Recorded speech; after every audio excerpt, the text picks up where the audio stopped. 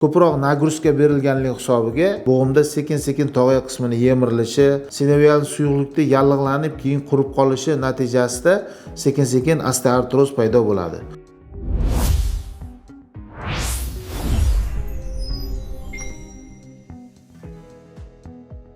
Assalomu alaykum YouTube kuzatuvchilari. Men Berdiyev Bunyod Toshboyevich, travmatolog ortoped shifokori. Sizlar bilan tizza bo'g'imidagi og'riqlar haqida suhbatlashamiz. Tizza bo'g'imida og'riqlarning kelib chiqish sabablari, klinik belgilari va ularni davolash usullari haqida sizlarga to'liq ma'lumot beraman. Tizza og'rig'i nima?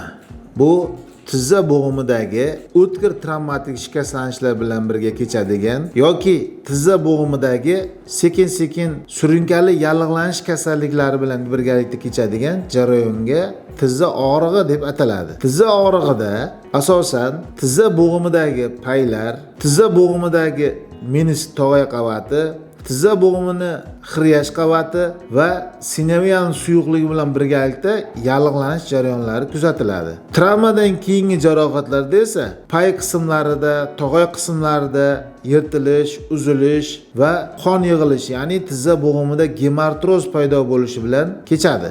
Shu holatlar kuzatilganda tizza bo'g'imidan harakatlarda noqulaylik, harakatlar cheklanishi, og'riqlar bilan birgalikda kechishi, ya'ni doimiy harakatlarda og'riqlar paydo bo'lishi va shish bilan birgalikda kechadi. Tizza og'riqlari nimadan kelib chiqadi?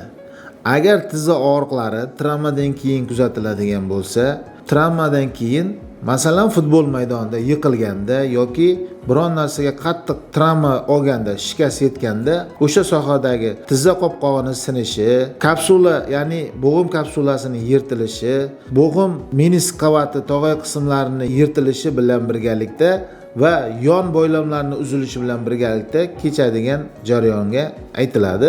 Agarda tizza bo'g'imida yallig'lanish belgilari kuzatilsa, shish, og'riqlar, harakatlarda cheklanish, mahalliy temperaturalar kuzatiladi. Tizza og'rig'i qachon paydo bo'ladi? Agar menisk yirtilgan bo'lsa, menisk jarohatlarida yoki qon yig'ilsa, gemartroz, ya'ni bo'g'im bo'sh xaltachasida qon yig'ilib qolish natijasida bo'g'im harakatlanishlarida yoki bo'g'imda yallig'lanish kasalliklari, artroz, deformatsiyalovchi osteoartroz va gonartrozlarda kuzatiladi.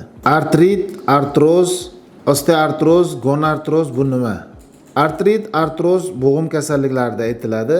Bu ko'pincha biron bir kasallikdan keyin kelib chiqadi, ya'ni infeksion, yallig'lanish kasalliklaridan keyin yoki revmatizm kasalliklaridan keyin bo'g'imlarda shishlar paydo bo'ladi va mahalliy temperatura paydo bo'lib, o'sha bo'g'imda og'riqlar paydo bo'ladi. Bu artrit kasalligi hisoblanadi. Har doim artrit kasalligi ikkilamchi bo'lishi kuzatiladi. Ba'zi holatlarda bo'g'imning o'zida ham yallig'lanish holatlari kuzatiladi. Artroz, ya'ni osteoartroz kasalliklarida bo'g'im sohasida yallig'lanish bilan birgalikda tog'oyoq qismini yemirilishi bilan birga, ya'ni lateral menisk tog'oyoq qismini yemirilishi yoki yirtilishi bilan birgalikda kechadigan kasallik buni osteoartroz kasallik deb ataladi. Gonartroz kasalligi asosan tizza bo'g'imida kuzatiladi. Bu gonartroz kasalligi deb osteoartrozda ham aytamiz, lekin gonartrozda ko'pincha bo'g'im harakatlarining cheklanishi, ya'ni bo'g'im qotishi bilan birgalikda kuzatiladi. Bu kasalliklar nima oqibatda kelib chiqadi? Qaysi kasallik oqibatda kelib chiqadi? Bu kasalliklar masalan bolalarda uchraydigan artrit kasalliklari, revmatizm kasalliklari yoki biron bir infeksion kasalliklar asos bo'ladi va bo'g'imda og'riqlar, ya'ni artrit kasalligi paydo bo'ladi. Ba'zi holatlarda surunkali tanzilit, angina kasalliklarida ham tizza bo'g'imidagi yallig'lanish, ya'ni artrit kasalliklari kelib chiqadi.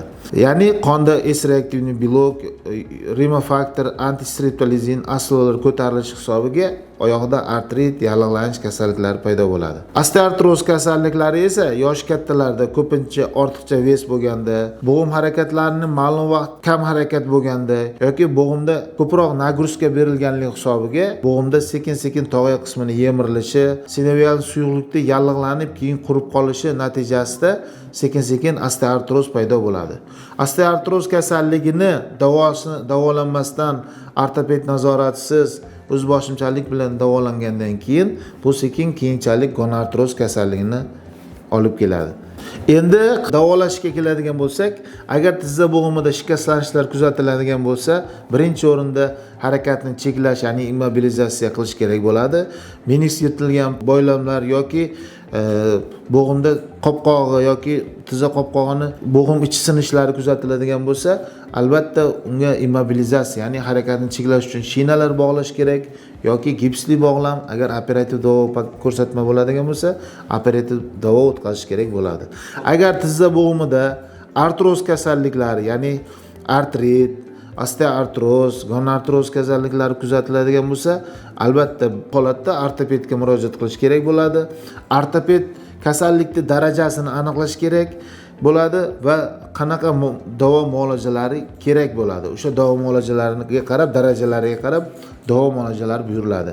Agar birinchi, ikkinchi darajalar kuzatiladigan bo'lsa, osteoartrozda albatta unga konservativ davo muolajalari, fizo muolajalar va bo'g'imga gialuronoviy suyuqliklar yuborish kerak bo'ladi. Agar 3-4 darajaga boradigan bo'lsa yoki konservativ muolajalar, fizo muolajalarda to'liq davo kuzatilmaydigan holat bo'ladigan bo'lsa, unda albatta artroskopik operatsiyalar yoki bo'g'imni total endoprotezlash amaliyotini o'tkazish kerak bo'ladi. Agar bo'g'imda tog'ay qismini yemirilib, sanchib yoki botib yoki bloklanib qoladigan holatlar kuzatiladigan bo'lsa, bu holatda to'liq bo'g'imni artroskopik jarrohlik amaliyoti o'tkaziladi va bo'g'imda harakatlar to'liq bo'lib, og'riqsiz holatga keladi va ortoped nazoratida reabilitatsiyaga o'tkaziladi. Agar sizda tizza bo'g'imi sohasida og'riqlar, yallig'lanishlar, tizza bo'g'imida harakatlar cheklanishi bilan kuzatilayotgan bo'lsa, Ibrat Med klinikasiga murojaat qiling va bu yerda shaxsan o'zim har bittangizni davolab beraman.